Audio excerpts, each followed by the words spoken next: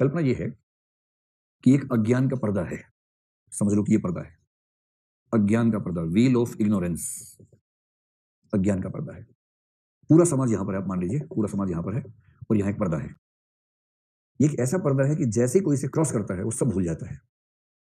इन सबको आपने कहा चलो इस तरफ चलो, सब लोग वहां गए। यहां घुसते ही आदमी गजनी हो जाता है, एकदम शॉर्ट टर्म मेमोरी लॉस, उसकी मेमोरी खत्म हो जाती है।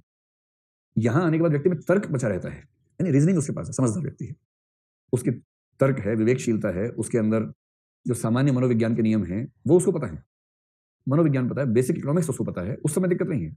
चिंतन की क्षमता खत्म नहीं होती है इसकी। एक ऐसा पर्दा जिसे क्रॉस करते ही चिंतन की क्षमता बनी रहती है, मेमोरी खत्म हो जाती है। मेमोरी का मतलब ये खत्म हो जाता है कि मैं कौन हूं, मैं कौन से वर्ग में हूं, मैं फायदे में था या नुकसान में था, समाज के भेदभाव में मुझे फायदा था या नुकसान था, ये सब भूल गया है। तो जो पर्सनल जानकारियां हैं वो व्यक्ति भूल गया है। उसे ये याद नहीं है कि जाति व्यवस्था में कौन से 4 वर्ण होते हैं, ये याद नहीं है कि पुरुष और महिलाओं के मामले में कौन फायदे में रहता है, कौन नुकसान में रहता है। बस इतना ध्यान है कि मैं पुरुष हूं और मेरे पास ये तर्क है, विवेक है, मनोविज्ञान, अर्थशास्त्र है, बेसिक क्षमताएं हैं। अपने समाज के वितरण की व्यवस्थाओं को भूल गया हूं कि कैसे काम करती है। तो उसके बाद उसने कहा कि अब हमारे पास एक पूरा समाज वो बैठा है जो भेदभाव की दुनिया में रहता है, किंतु पर्दे के इधर आते ही भेदभाव की दुनिया कैसे चल रही है इस बात को भूल चुका है। समझदार हैं और जानकारियों से वंचित हो गए हैं। अब क्या करना है, इन सबको बोलना है कि भाई ये काम करो, आप सब मिलकर तय करो कि हमें समाज में वितरण किस तरह से करना चाहिए। ये सब लोग जो बैठे हैं ज्ञान के पर्दे में, इनको कहना है कि आप वितरण की प्रक्रिया बताओ, क्योंकि वितरण की प्रक्रिया सही होगी तो वितरण का सिद्धांत तो सही बन ही जाएगा अपने आप। प्रक्रिया का मतलब वितरण नहीं, वितरण किस तरीके से होगा उस सिद्धांत को बनाने की प्रक्रिया बतानी है। वितरण के सिद्धांत के निर्माण की प्रक्रिया, वितरण वितरण के सिद्धांत के निर्माण की प्रक्रिया तय करनी है कि किस फार्मूले से समाज में चीजों का वितरण होना चाहिए। ये तय करते हैं मिलके, हम सब लोग मिलकर जो तय करेंगे उसके बाद बनेगी। तो वितरण के सिद्धांत के निर्धारण की प्रक्रिया। देखो आप तो हॉस्टल लाइफ वाले लोग हो ना, मान लो कि मिठाई आई है कहीं से, 4 रूममेट्स हैं, 5 लड्डू आ गए हैं। अगर लड्डू 4 के मल्टीपल्स में तो कोई दिक्कत नहीं है, 4 हो, 8 हो, 16 हो, 12 हो, 400 हो तो कोई दिक्कत नहीं है, चारों 100 खा लेंगे, कोई दिक्कत नहीं है। ठीक है, तो आप लोग तो हॉस्टल लाइफ वाले हो, तो लोग हैं 4, लड्डू हैं 5।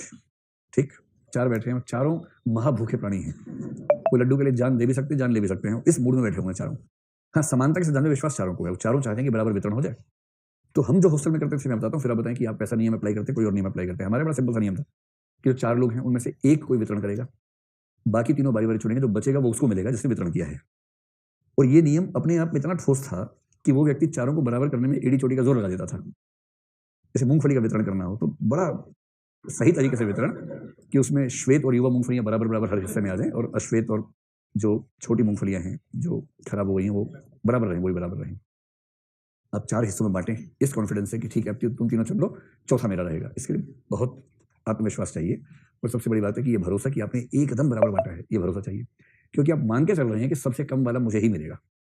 इसलिए आप किसी को कम होने ही नहीं देंगे कि जो लास्ट में बचे वो भी सबके बराबर ही होना चाहिए। आप ये व्यवस्था करेंगे, 4 लड्डू एक कर दिया, 5वां जो बांटेंगे उसको एकदम 4 से भाग करेंगे।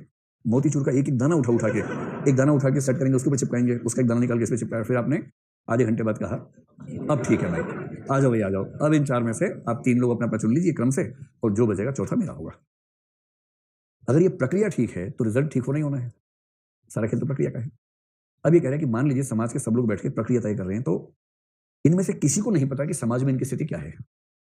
इन सब को देखो, जब भी नियम बनते हैं ना, मनोविज्ञान ये है कि हर व्यक्ति ये मान के चलता है कि कहीं सबसे बुरी स्थिति में मैं ही ना चला जाऊं, और इसलिए सब लोग कोशिश करते हैं कि सबसे बुरी स्थिति में अगर मैं जाऊंगा भी तो भी सबसे बुरी स्थिति भी सबसे अच्छी स्थिति से बहुत गैप पे ना हो। और इसलिए जब सब लोग मिलकर सर्वसम्मति से नियम बनाएंगे, इनमें से किसी को नहीं पता कि पर्दा हटते ही क्या स्थिति होने वाली है। इनको तो प्राथमिक वस्तुओं का वितरण किस नियम से हो ये नियम बनाने हैं। रॉल्स ने कहा दुनिया में कोई भी समाज अगर इस स्थिति में होगा तो वो 3 नियम बना के ही मानेगा, क्योंकि हर व्यक्ति को डर है कि मैं हीनतम स्थिति में रहने वाला हूं। इसलिए हर व्यक्ति कोशिश करेगा कि सबसे बुरी स्थिति वाले को दिक्कत ना हो। क्या नियम बनाएगा?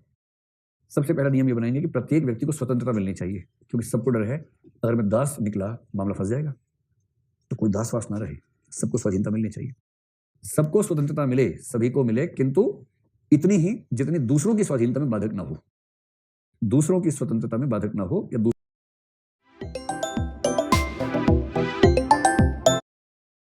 है ना, किसी को इतनी स्वाधीनता क्यों मिले कि बाकी को जीना मुश्किल हो जाए। वो कहे कि मैं तो डंडा घुमाता हुआ चलता हूँ, मेरी आदत है बचपन से, मैं लाठी घुमाते हुए चलता हूँ अपने आसपास, और जो वाला टाक टाक सबको लगता जा रहा है, वो कह रहे मेरी आज़ादी है, मैं लाठी घुमाता हुआ चलता हूँ। तो आप कहेंगे नहीं, तुम्हारी आज़ादी ठीक वहाँ खत्म हो जाती है जहाँ से मेरी आज़ादी शुरू होती है। तो नहीं तो फिर आप भी कुछ आप सांप लेके चलो हाथ में, पालतू सांप लंबा जो लंबा भी हो जाता है, और वो डंडा मारा, अपने लिए सांप छोड़ दिया उसके कि मेरा सांप मेरी आज़ादी का हिस्सेदार है, ये भी आज़ाद है ऐसे करने के लिए। और उसके बाद पता लगा जो लाठी मारा था ऐसे 4 लाठियों के ऊपर लेटा हुआ है उसके बाद। तो स्वतंत्रता सबको मिले उतने ही जितनी बाकियों की स्वाधीनता से सुसंगत है, नंबर 1। अच्छा, अच्छे समाज में भेदभाव होगा, बिल्कुल नहीं होगा? क्या लगता है आपको, भेदभाव होगा या नहीं होगा? एक अच्छे समाज में भेदभाव नहीं होना चाहिए या होना चाहिए? पहले इसी में फैसला कर लीजिए, उसके बाद अगला प्रश्न पूछ लेंगे। आप सिर्फ इतना बताएं, भेदभाव नहीं होना चाहिए या होना चाहिए? कितने लोग मानते नहीं होना चाहिए? डरिए मत, आप लोग खुल के खड़ा कीजिए। और कितने लोग मानते कि होना चाहिए? इसमें ज्यादा लोग हैं, ठीक है, मैं भी सहमत हूं कि होना चाहिए, क्योंकि हम मार्क्सवाद का समर्थन करने से बचेंगे, फिलहाल बचेंगे। हर समझदार व्यक्ति मानेगा कि भेदभाव तो हो, किंतु तार्किक हो, अतार्किक ना हो। और तार्किक भेदभाव का मतलब यह हुआ कि व्यक्ति को आगे बढ़ने का मौका मिले, लेकिन शर्त है कि आगे बढ़ने का मौका सबको मिले। अगर आगे बढ़ने का मौका सबको बराबर मिले और उसके बाद कोई अपनी मेहनत, दक्षता, योग्यता से आगे बढ़ जाए, इसमें दिक्कत नहीं होनी चाहिए। क्योंकि यदि आप आगे बढ़ने के मौके ही खत्म कर देंगे, परफेक्ट इक्वालिटी ले आएंगे, तो उससे क्या खत्म हो जाएगा? मोटिवेशन। और मोटिवेशन खत्म हो जाए पूरी आबादी में, तो आप समझ सकते हैं कि उस समाज का विकास होना वैसे ही असंभव हो जाएगा। तो किसी व्यक्ति को आगे बढ़ने का मौका मिले, विषमता का मौका मिले, तो दूसरा नियम क्या बनेगा? आगे बढ़ने का मौका मिलना चाहिए, और ये मौका कुछ लोगों को मिले कि सबको बराबर मिले? सबको मिले।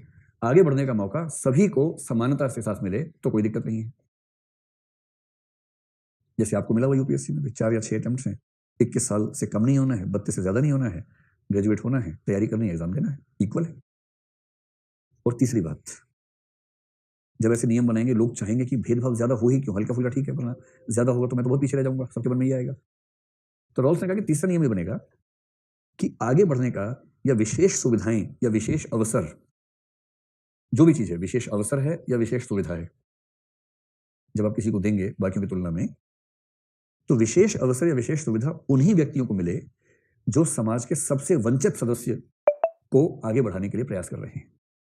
जो समाज के सबसे वंचित सदस्य की बेहतरी के लिए काम करते हैं, उन्हें समाज में बेहतर अवसर मिलना चाहिए, सुविधा मिलनी चाहिए। मतलब समाज में किसी को ऊंचा स्थान इसलिए नहीं मिलना चाहिए कि उसके पास पैसा ज्यादा है। कई लोग आप देखेंगे सोने चांदी की मालाएं 20-30 महंगे निकलती, बप्पी लाइडी की तरह से, पैसा बहुत ज्यादा है, इस वजह से किसी को सम्मान ज्यादा मिले, ये व्यर्थ बात है, मीनिंगलेस बात है।